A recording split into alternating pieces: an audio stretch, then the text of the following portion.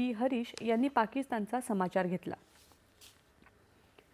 लोकसभेत आज कृषी मंत्री शिवराजसिंह चौहान यांनी विकसित भारत रोजगार आणि उपजीविकेची हमी अभियान ग्रामीण विधेयक सादर केलं।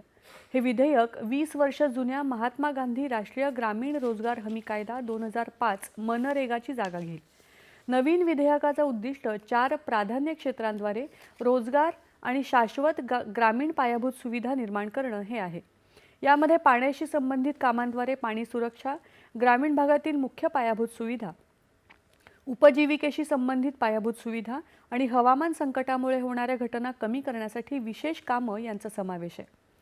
कामगारांना जास्त हमी असलेले कामाचे दिवस, चांगलं वेतन, मजबूत संरक्षण आणि अधिक पारदर्शक अंमलबजावणी यंत्रणा प्रदान केली जाणार आहे। प्रत्येक ग्रामीण कुटुंबाला 100 ऐवजी 125 दिवसांच्या कामाची हमी देण्याची तरतूद या विधेयकामध्ये। रोजगार, पारदर्शकता, नियोजन आणि जबाबदारी वाढवतानाच संरचनात्मक कमतरता दूर करण्यावर या विधेयकामध्ये भर दिला गेलाय। या योजनेअंतर्गत शेतीच्या हंगामात कामं होणार नाहीत। राज्यांना या काळात काम थांबवण्याची परवानगी असणार आहे।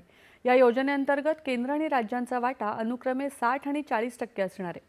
हे विधेयक विकसित भारताच्या राष्ट्रीय दृष्टिकोनाशी सुसंगत शाश्वत ग्रामीण विकासाला चालना देणार आहे, असं शिवराजसिंह चौहान यांनी हे विधेयक मांडताना सांगितलं।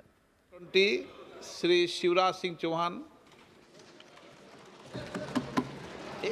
माननीय अध्यक्ष महोदय, मैं प्रस्ताव करता हूं कि मुझे विकसित भारत गारंटी फॉर रोजगार एंड आजीविका मिशन ग्रामीण VB जी राम जी विकसित भारत जी राम जी बिल 2025 को सभा में पूरा स्थापित करने की अनुमति दी जाए। जी राम जी। दरम्यान या विधेयकावरून विरोधकांनी केलेल्या गदारोळामुळे लोकसभेचं कामकाज दुपारी 2 वाजेपर्यंत स्थगित करण्यात आलं आहे। लोकसभेत आज केंद्रीय वित्तमंत्री निर्मला सीतारामन यांनी सबका बीमा सबकी रक्षा हे विमा कायद्यांमध्ये सुधारणा करणारं विधेयक सादर केलं। हे विधेयक विमा कायदा 1938, भारतीय आयुर्विमा महामंडळ कायदा 1956 आणि विमा नियामक आणि विकास प्राधिकरण कायदा 1999 मध्ये सुधारणा करणारं असलं। भारतीय निवडणूक आयोगाद्वारे